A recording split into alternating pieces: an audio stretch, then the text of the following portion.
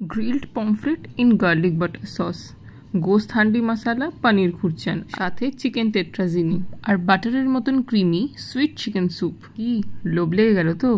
আরে লোভ দিও না, খেতে হলে চলে যেতে হবে সরাসরি প্যান এশিয়া কন্টিনেন্টালে। এর একটা হোটেল কাম রেস্টুরেন্ট যার ইন্ডিয়ান আর কন্টিনেন্টাল ডিশ অসাধারণ। মাশরুম পাস্তা, মাটন হান্ডি আর মাটন কিমা খিচুড়ি আমরা সব কিছু ট্রাই করে দেখেছি, প্রত্যেকটা টেস্ট অসাধারণ আর এত ফ্লেভারফুল। আমরা এখানে refreshment, appetiser, starter, main course, dessert সব কিছু ট্রাই করে দেখেছি।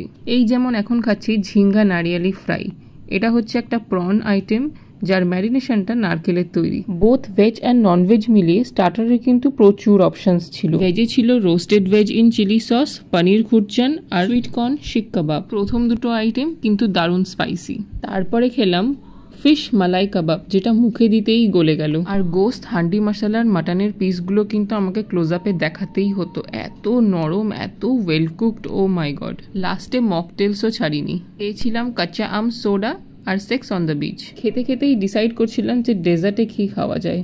চট করে দেখে নিলাম আর নিয়ে নিলাম ব্লুবেরি চিজ কেক আর ক্যারামেল কাস্টার্ড, দুটোই অসাধারণ ছিল। তবে ইলিশ ফ্রাই আর কিমা খিচুড়ি কিন্তু এই মরশুমে সর্বসেরা। পারলে একদিন দুপুরবেলায় গিয়ে এই কম্বোটা টেস্ট করে এসো।